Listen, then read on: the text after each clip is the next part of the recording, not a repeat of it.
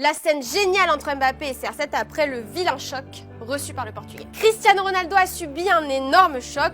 Heureusement, Kylian Mbappé était là pour le consoler. Ce jeudi, enfin, un peu d'ambiance niveau match. Le PSG a affronté la Riyad Season Team, une équipe composée de certains joueurs d'Al Hilal et d'Al Nasser, pour laquelle jouait Cristiano Ronaldo. Je vous l'annonce tout de suite, c'était un match de fou. On va commencer avec le choc entre Cristiano Ronaldo et Keylor Navas. Sur un coup franc tiré par l'équipe de Riyad Season, Keylor Navas a offert un penalty à Cristiano Ronaldo. Tiens, c'est pour toi, mon ancien coéquipier du Real Madrid. Cadeau, mais pour ça, faut que je te mette un coup de coude. En fait, le gardien du PSG a manqué sa sortie et mis un violent coup de coude dans le visage du Portugais. Les deux joueurs sont restés quelques instants au sol et lorsque le Portugais s'est relevé, une trace a commencé à apparaître sur son visage, sur sa joue. À son retour de la pause, le bleu était complètement flagrant, à tel point que Mbappé semble en rigoler, l'air de dire « Oh, mais c'est rien », en mode le gardien de mon équipe ne t'a pas fait trop mal. On a même vu le Kicks poser sa main sur le visage de Cristiano pour examiner la blessure, une scène très sympa qui a déjà fait le tour du monde. Bon, en tout cas, l'arbitre qatari de la rencontre a accordé un penalty à la Riyad Season Team sur cette sortie ratée de Keylor Navas.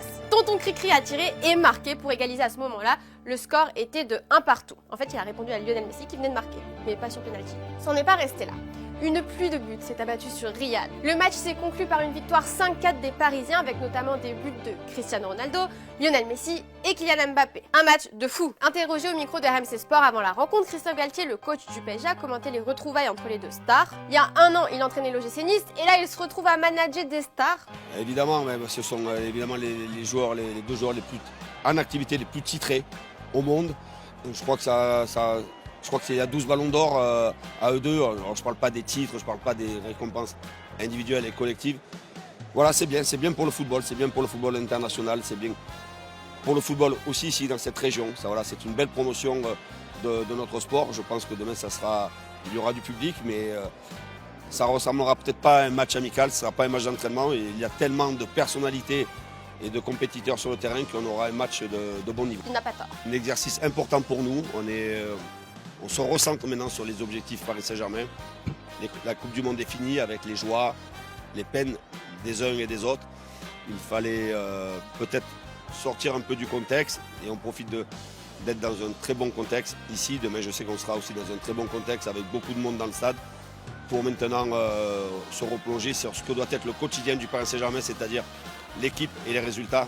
Et les résultats doivent passer automatiquement par un jeu supérieur à ce que nous faisons actuellement. Dans le match, les deux Goths ont marqué et nous ont régalé une fois de plus. Dans la rubrique ce qu'on a aimé ne pas louper, les retrouvailles entre CR7 et Sergio Ramos. Les deux ex-coéquipiers du Real se sont croisés dans le tunnel avant le début du match entre le PSG et la Riyad Season Team. Un moment assez amusant. Cristiano Ronaldo s'est marré parce que Sergio Ramos avait sa boucle d'oreille. Sauf que c'est interdit d'entrer avec un bijou sur le terrain, étant donné que ça peut être dangereux. Faudrait pas qu'il reparte avec une oreille en plus. En moins. Après, ça va, c'est une boucle d'oreille. C'est pas comme s'il avait eu l'idée d'entrer avec une chaîne en plein mondial.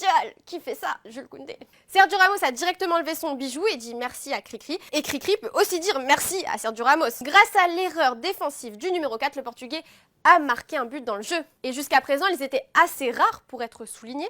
CR7 a également transformé un penalty juste après l'ouverture du score de Lionel Messi. Et après que le Portugais ait marqué, il a célébré avec tout le stade et son célèbre su. Ce match faisait plaisir à voir, beaucoup de légendes, des anciens coéquipiers qui se retrouvent, un score de ouf 5-4, un CR7 en forme, élu homme du match, un Messi en forme. Bon, je veux savoir si t'as suivi le match jusqu'au bout ou si t'as coupé quand toutes les restas sont sorties. Qui a marqué le dernier but du PSG? Attention.